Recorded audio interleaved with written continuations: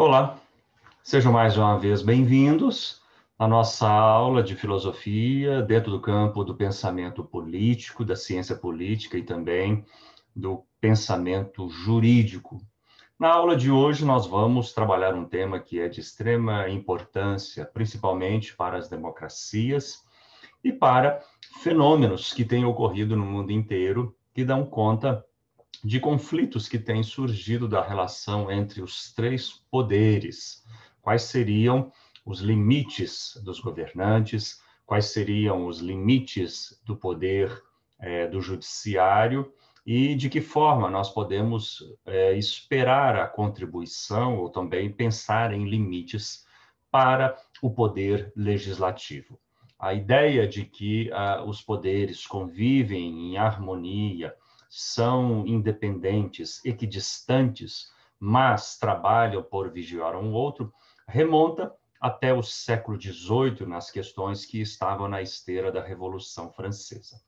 Para nós que vivemos nas modernas democracias, pode parecer desnecessário discutir, mas tem havido aqui e acolá muitos questionamentos entre os limites da ação de cada um desses três poderes, de certa maneira conjugados com as aspirações de diferentes setores da sociedade, que muitas das vezes não compreendem o formato da atuação institucional democrática, daquilo que representa um Estado democrático de direito. E, por vezes, até quando não questionam a atuação de uma das instâncias do poder e que trabalham se autorregulando e se equilibrando, muitas das vezes pensam numa retomada ou numa volta a um poder autoritário, a um poder da ditadura. Para isso, nós vamos, então, hoje buscar no pensamento de Montesquieu como que veio essa discussão e que hoje está embasada na divisão tripartite dos poderes e que é seguida por boa parte das democracias no mundo ocidental. Vamos entender o pensamento de Montesquieu para melhor compreendermos aquilo que foi a evolução desse pensamento e desse pensador fantástico, né? Montesquieu é um pensador, né, que nós podemos, né, chamar assim como um nobre, né, que nasceu no finalzinho do século XVII e viveu até meados do século XVIII, aquele século que é chamado o século das luzes, por uma enorme efervescência do pensamento e da discussão, e de que cujas ideias acabaram culminando no movimento iluminista, que foram a base da Revolução Francesa. Montesquieu, na verdade, era Charles Louis de Secondin, ou como foi chamado e é conhecido, o Barão de Montesquieu, ou propriamente Montesquieu. Foi um nobre, um filósofo, né, membro da aristocracia, e este é um detalhe muito curioso, porque muitas das vezes as pessoas costumam desacreditar pensadores de uma determinada estirpe, de um determinado ponto de vista ideológico, se eles tiveram nascido na nobreza. Foi o caso do próprio Marx, né, que nasceu na nobreza e é contestado por ter um pensamento de uma alta linhagem social. No caso de Montesquieu, aqui não se trata de um pensamento de uma linhagem social, mas podemos assim chamar de constitucionalista, porque foi um grande crítico da monarquia, do antigo regime, e sendo parte da nobreza, era-se de esperar que Montesquieu não se juntasse ao grupo de intelectuais do seu tempo que conclamaram o fim da monarquia do antigo regime. Mas é preciso compreender que há talvez um movimento intelectual na experiência, na carreira e na juventude de Montesquieu, que está ligado com dois fatores que os autores costumam muito mencionar. A primeira deles talvez foi o fato de ter recebido uma excelente educação. Ele estudou num colégio que era frequentado por membros da elite, mas não apenas isso, o fato de que no colégio de Lille havia padres da congregação do oratório que tinham um gosto pelas ideias da racionalidade, da tradição intelectual e um forte apelo iluminista. Esse foi o primeiro ponto. O segundo ponto, que marca talvez esse amadurecimento intelectual de Montesquieu, está relacionado com as suas diversas viagens feitas ao longo da Europa, conhecendo ideias, pensadores, sistemas de governo, e dentre os quais talvez há que se mencionar a sua viagem à Inglaterra, o conhecimento que ele tem com as ideias de Locke e principalmente ali o movimento, o estado atual do poder na Inglaterra, que já havia, né, colocado fim ao antigo regime, à monarquia, né? Bom, essa modificação de pensamento, se nós podemos assim dizer, este amadurecimento do nobre Montesquieu, vai fazer com que ele se torne um dos mais importantes pensadores iluministas, cujas ideias se tornaram suporte para a Revolução Francesa, que ocorreu justamente 34 anos depois da sua morte. Então, qual é o contexto, né, que vai ali trabalhar justamente para as ideias? O que acontecia na Europa, em especial na França? O que se discutia na época de Montesquieu, que, aliada à sua educação, às suas viagens, foram assim tão marcantes? Bom, de certa maneira, com exceção da própria França, o antigo regime, a monarquia, o poder concentrado na mão de um monarca, né? Ou seja, o poder exercido mono por uma pessoa autocrática, estava na Europa, de um modo geral, se declinando, talvez com um pouquinho mais de demora na França, cujo poder monárquico se estendeu até a Revolução Francesa, e talvez a França seja o país eminentemente que nós possamos chamar, que teve um papel muito forte na monarquia, principalmente com figuras como Luís XIV, o chamado Rei Sol. Mas, no tempo de Montesquieu, já havia uma efervescência de ideias e de pensadores que conclamavam, e a própria monarquia, em muitos estados europeus, já estava ruindo e mostrando a insatisfação e o desgaste por causa do despotismo e da corrupção, né?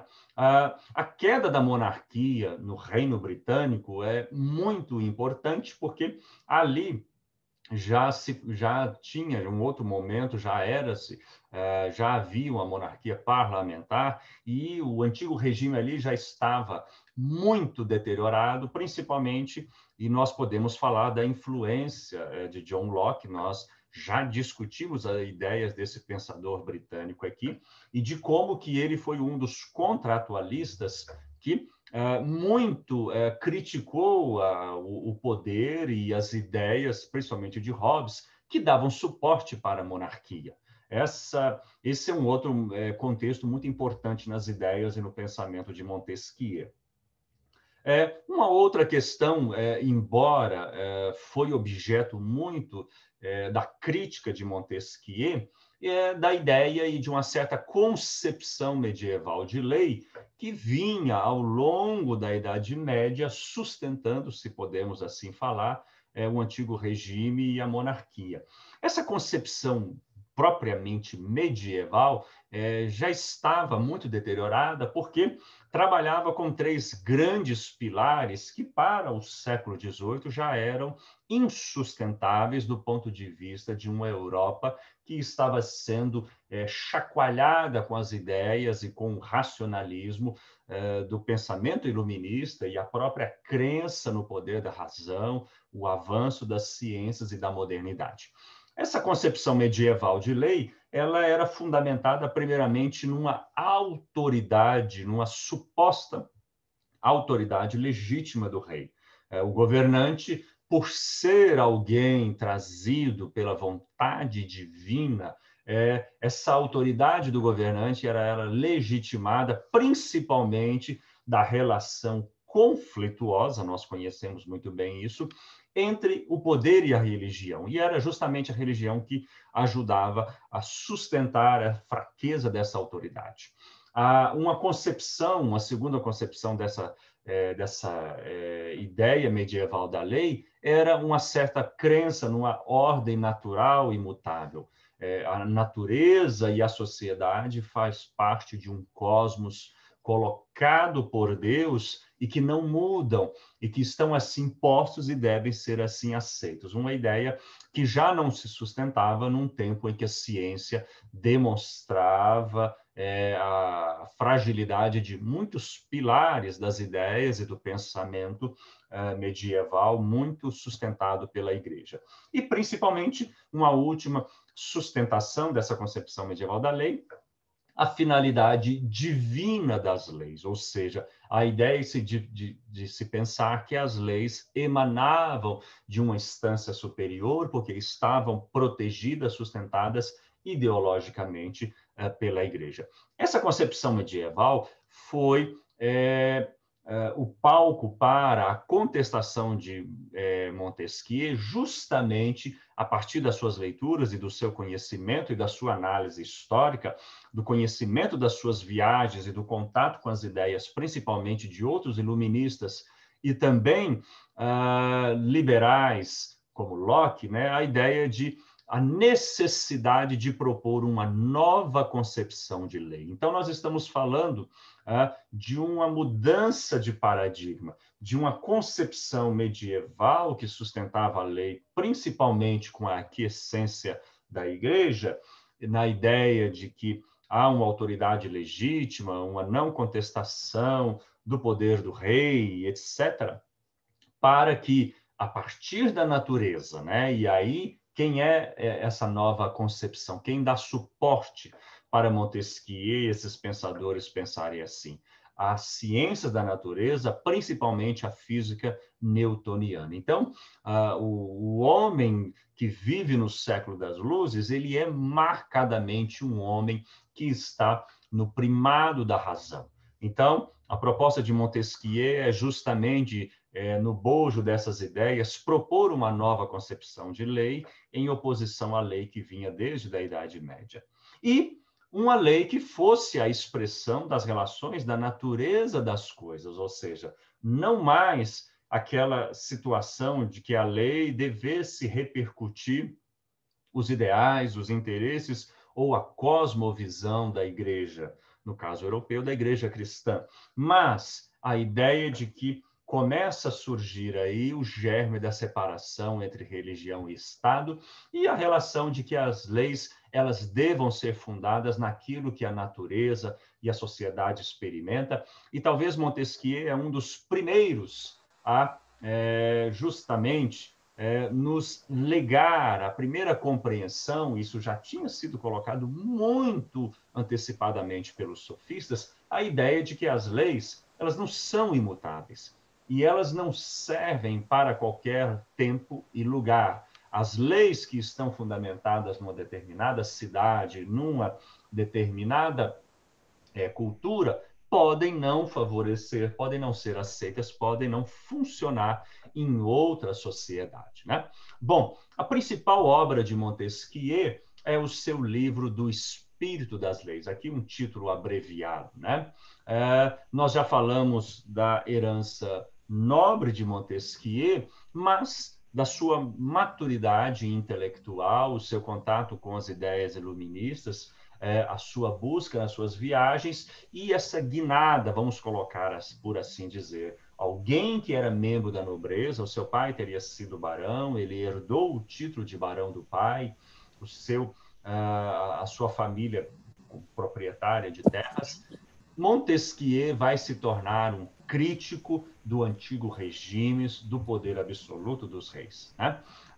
Ele vai fazer nesse livro uma defesa muito clara do liberalismo político. Nós já estudamos aqui o que é o liberalismo político, as suas ideias, e principalmente dos ideais republicanos que já estavam em vogas, muito discutidos.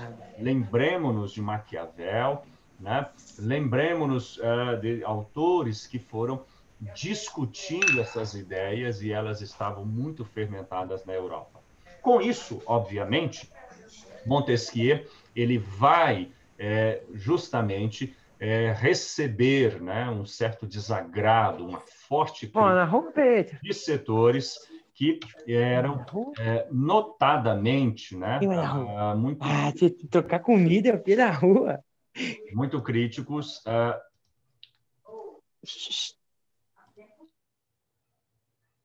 muito críticos naquela época dos cleros, nobreza, né? Nós vamos aí retomar aí essa contribuição, justamente porque as ideias de Montesquieu, elas desagradavam profundamente esses setores, porque eram, de certo modo, beneficiados pelo antigo regime, porque eram castas e classes que ainda conviviam com esses privilégios. E, obviamente, intelectuais que estavam ligados, né, a estes setores. A ideia, no espírito das leis, é justamente propor um Estado politicamente liberal, né? Ou seja, marcado por uma não intervenção estatal, um corpo de leis, né, que pudesse reger a atuação dos seus mandatários e também dos cidadãos. Né? Olha que é justamente essa nova concepção de legislação e de um outro Estado, né? Um Estado que tenha leis que sirvam para os cidadãos como para os diferentes representantes, as diferentes instâncias que compõem politicamente esse Estado. Montesquieu fala de três tipos de estados, né? Ele prefere essa tipologia: as democracias, que podem ser diretas ou indiretas, as monarquias, embora ele fosse crítico, e aí nós precisamos colocar isso claro, a monarquia parlamentarista, porque ele já conhecia a experiência britânica, que tinha um monarca, mas que era cujo papel limitado por uma lei e um parlamento que justamente compunha uma ideia republicana para aquela época. E o terceiro, o poder despótico, né? Que obviamente ele era totalmente contrário. Né? A crítica de Montesquieu, principalmente ao antigo regime francês, é que ele era extremamente volúvel à corrupção, ao despotismo e ao exagero, né? Vamos colocar assim, a interrupção das liberdades individuais e de todos os cidadãos. Né? Então, a grande inovação de Montesquieu é justamente propor, né, para esses novos estados que eles adotem ou um modelo de monarquia parlamentarista ou pode ser, né, também, aí no caso, uma república, mas que principalmente um modelo de Estado que tenha liberdade para os cidadãos, né, e assegurar os seus direitos políticos. Como que isso vai acontecer?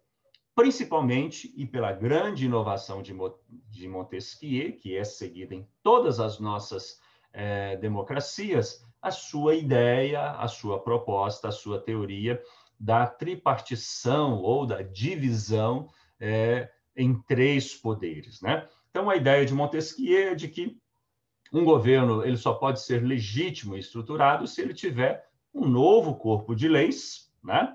E que o Estado, né, e o poder ele pudesse ser separado em três esferas, né? Então essa separação tripartite, né, é justamente para assegurar a harmonia e o equilíbrio dos três poderes, né? Nós conhecemos essa frase, ela é citada seja pelos membros do Poder Legislativo, alguns membros do Executivo citam ela, alguns não gostam, né? Mas é a ideia de que cada poder ele é equidistante, embora a ideia tenha que haver uma determinada harmonia, mas justamente por causa de um corpo de leis, há a necessidade de que um poder vigia, controla, harmoniza, equilibra o poder do outro, né? Então, é justamente para superar o excesso de poder, né, que estava nas mãos do antigo monarca e de que não tinha, né, mesmo quando a igreja era muito poderosa, não tinha como controlar os abusos por parte desse monarca, né? Então, os poderes eles são complementares, né? Isso é muito importante, e nenhum poder ele se sobrepõe aos demais. Embora a gente sabe que muitas das vezes há críticas com relação a isso, mas é justamente quando o excesso de um determinado poder ou a sua atuação para além dos limites constitucionais, vamos colocar assim, é vigiado, controlado, chamado por um outro poder, né? Então, é mais ou menos como essa ilustração aqui. Muitos preferem a ilustração de um triângulo, né? Que é a ideia de que todas as três vértices de um triângulo têm o mesmo ângulo, o mesmo poder. Se você for a Brasília, os arquitetos, né? Os construtores de Brasília, Niemeyer e sua equipe, principalmente os prédios do STF, né? O prédio do Poder Executivo e a própria Casa do Poder Legislativo, eles estão colocados dentro dessa perspectiva triangular. Então, a ideia de que um Estado ele se compõe harmonicamente desses três poderes e nenhum dos três poderes é superior ao outro ou está, né, digamos assim, em desarmonia. Ao contrário, a ideia é de que eles se completam e de que exercem o seu papel para justamente garantir a lei e, principalmente, um termo muito caro para Montesquieu, a liberdade dos cidadãos, que, no entendimento dele, está associada principalmente à ideia de que a liberdade dos cidadãos é viver conforme aquilo que as leis permitem, né? Então, é bastante curioso porque a liberdade é um conceito caro para Montesquieu, justamente porque no antigo regime não havia essa liberdade, não havia a segurança, né, de um novo código de leis, de uma nova concepção de leis. Todo o poder estava nas mãos do monarca, que tudo poderia fazer. No caso, na proposta de Montesquieu, é justamente um corpus de leis constitucional e papéis muito claros, muito delimitados, né?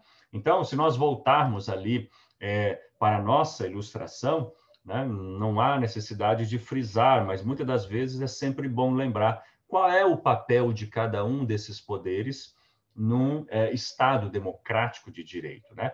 O primeiro deles é garantir, né, vamos colocar assim, uma não interferência de qualquer sociedade ou de qualquer instituição, né? Ou seja, não dá para ter a ideia de uma moral religiosa, cristã, muçulmana, ateia, o que quer que seja, interrompendo e interferindo. A segunda é que o papel do legislativo é o papel de criar as leis dentro do rito, dentro dos limites constitucionais. O papel do executivo é justamente dentro dessas leis, né? Amparado por essas leis, executar o seu papel de governo, né? Executar o seu papel como mandatário na sociedade. E um poder judiciário que vai agir fiscalizando os demais poderes no cumprimento ou não desse limite dessas leis. O judiciário, ele não cria leis, né? Embora sabemos de concepções modernas de que a interpretação, muitas das vezes, das leis feita pelos magistrados podem gerar novas concepções, mas o judiciário não cria leis. Quem cria leis é o papel legislativo. Da mesma maneira, o executivo ele tem limites para trabalhar dentro das leis e ele é vigiado, né, pelo poder judiciário, assim como também o legislativo. Então, essa harmonia e essa independência dos poderes é o que caracteriza, na opinião de Montesquieu, e nós conhecemos isso bem, a estabilidade de um determinado Estado, de um determinado governo, né? Então, nós sabemos que quando surge o impeachment, o que caracteriza, né, esse um conceito moderno, não é de Montesquieu, mas é justamente quando esta harmonia, ela se rompe, né? Ela é partida, ou seja, o ambiente, não há ambiente, seja entre os três poderes ou da relação de algum desses poderes com a sociedade. Então, é muito importante, né, a teoria de Montesquieu, e ela está aí para nós, né, justamente por nos legar essa ideia e este resultado, e principalmente o conceito de liberdade, que é o seguinte: liberdade é quando você faz aquilo que está dentro da lei, né? Então, aquela sensação de que você vive num Estado democrático de direito, você está debaixo das leis e os demais membros dessa sociedade precisam estar. Aí é um outro detalhe que a gente possa discutir num outro momento, numa outra aula, que é justamente dos limites, né, que os membros desses três poderes precisam também se manter dentro da lei para que a gente possa caracterizar um Estado democrático, né? Então, aqui nós temos frases de Montesquieu que são muito importantes, né? Não há mais cruel tirania do que aquela que é exercida à sombra das leis, né? Ou seja, há uma ideia muito forte, né, dentro de Montesquieu, dessa nova concepção de leis e de como que ela pode levar os estados à modernidade, à liberdade dos cidadãos e à sensação de viver dentro desses domínios, né? Vocês estão vendo que a ideia de liberdade e, principalmente, né, o fortalecimento de um sistema jurídico para garantir a sustentação institucional e, principalmente, a ideia de que as democracias elas sobrevivem principalmente pelo aparato das suas instituições, que é justamente a maneira como as novas concepções de leis dão suporte, dão sustentação para esses estados democráticos. Com isso, então, fica aí a nossa aula, a nossa concepção sobre Montesquieu e, principalmente, né, a sua importância fundamental em todas as democracias, de como que elas sobrevivem, principalmente na sobreguarda, né, desses princípios da distribuição equânime, da harmonia e da independência dos três poderes. Fundamentalmente em tempos em que estas relações, não apenas aqui no Brasil, mas em muitos lugares do mundo, começam a ficar meio que delicadas, né? A ideia de que talvez seja pelo voto, ou pelo carisma, ou pela ideologia desse ou daquele governante, muitas das vezes há determinados flertes, né? Seja com autoritarismo, seja com posturas que não são nem um pouco republicanas. O mais importante é que só podemos falar nas novas democracias, né, num Estado democrático de direito em liberdade, quando as instituições funcionam e quando elas têm o seu papel assegurado. Seja pelas leis, mas principalmente pela maneira como os cidadãos e como os representantes do poder se comportam. É isso.